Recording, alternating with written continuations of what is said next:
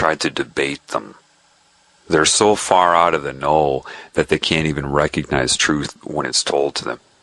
Do you know that the majority of the people that look up information on the Illuminati point their fingers at people in the Illuminati? If you actually sat down in a room with these people and were allowed to ask them questions and they had to be honest with you, if they told you the truth, you either wouldn't understand or you would roll your eyes, you would laugh at them. I know enough to know that. A problem with somebody in an organization like that is not only are they separated from you, they're separated from you because they cannot relate to you. Because what you think is not what they think is. That's first and foremost, and that's by design, by that which sucked them into it. They're also controlled by an oath with fear.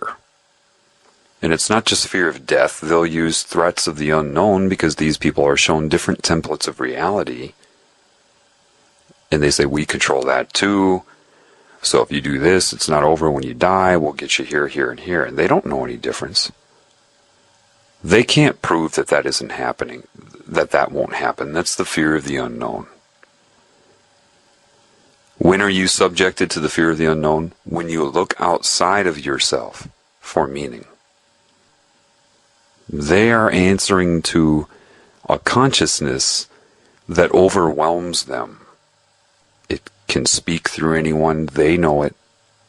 If they want to ask it a question, they can look in a cloud. So that can be overwhelming for them, and I understand that. My intent is not to point my finger at anybody or anything on any scale. I don't have a goal. Because in eternity, there is no end. So how could I let the end justify my means? That would be a backwards, cancerous approach. It's the same thing as looking for a symbol first and then trying to learn the meaning. There is no end in eternity, so how can that possibly justify your intent now? To try to seek some goal or worry about whether you will succeed or fail. Once you are thinking about that, you corrupt your means. Let your means be your means in any given moment. To feel and express the truth. To see what gives you joy. What makes you feel alive? Not elated. I'm not talking about pleasure or manic behavior. I'm talking about calm meaning to your life. When you give and you feel what you feel. You cannot let whether you think you're going to fail or succeed drive or motivate your expression now. If your expression is the correct one, of truth, of spirit, you have to trust that the results will always be the correct one. If your expression is the right expression, your perception of any result will be a correct result.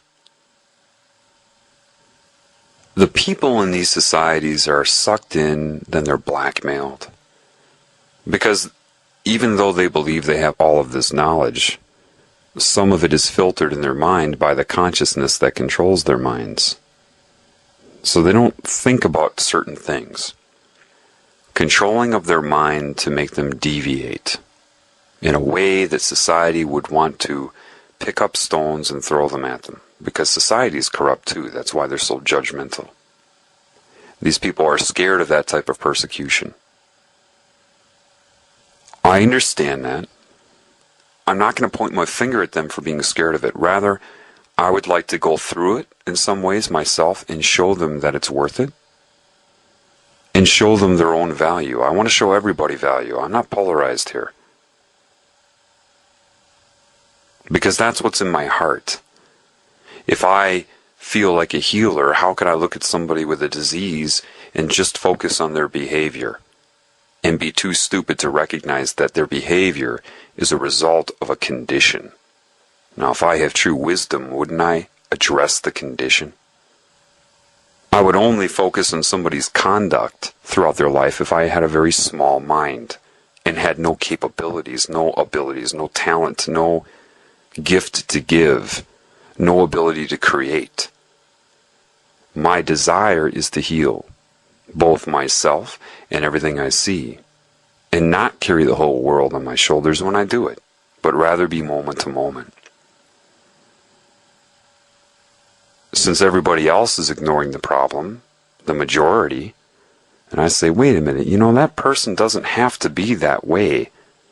They don't have to be corrupt, and I know it because I've watched my own corruption get healed.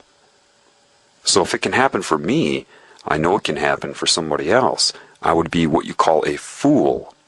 The one that comes in with the hat and the bells? I would be a fool to blind myself to the whole picture and not take everything into account. That includes my own behavior, my own path, because that's where I'm going to get any knowledge from anyway. Which is why I told you before, I can't give you too much detail about my path. I don't want to lead you from your path. It's the knowledge that matters. A lot of it has to be rhetoric or just guidance, putting two and two together, but without details that you're going to memorize. I don't want to tell you anything, I want to show you. And all I can show you is what I've experienced. I have no interest in reading something here, watching something there, and then making a video about it. Why? That's not me. That's not my creation. The other people already did it. I don't need to do that. If I do that, I'm just taking up space anyway. I'm a repeater. If I can't add to something, then I have no reason to be talking about it. I've been walking a path where I've been forcing myself to extract meaning. And it's a struggle at first. But the more you do that, the more you make yourself put two and two together from your own life, the better you get at it and the quicker the information comes. I promise you. Don't discourage yourself because you can't extract meaning the first month. That's like I said before. You pick up a guitar and you think you're going to play like Eric Clapton and you can't. So you think, screw it, and you put it down. Well, you're out of your mind to think that in the beginning. You've got to put some effort in. Some people, they don't even listen all the way through my videos. They listen to the first 4 parts. And then they question me. Then they send me questions. Because they have no attention span and they're not driven correctly. They want immediate gratification as they've been trained to want it. They don't put in the effort to listen to the whole thing. And had they listened to the whole thing, they never would have bothered me with their questions because they would have seen, they would have gotten the answer they were looking for if they listened all the way through. This type of impatience is by design. Anybody that's been indoctrinated into this stuff doesn't tell you what's going on, but it's not just because of secrecy. You've got to see the whole picture. They know how much you don't know, and they would get tongue-tied trying to tell you because they know how you are programmed. Once you see the truth, you see how everybody is programmed.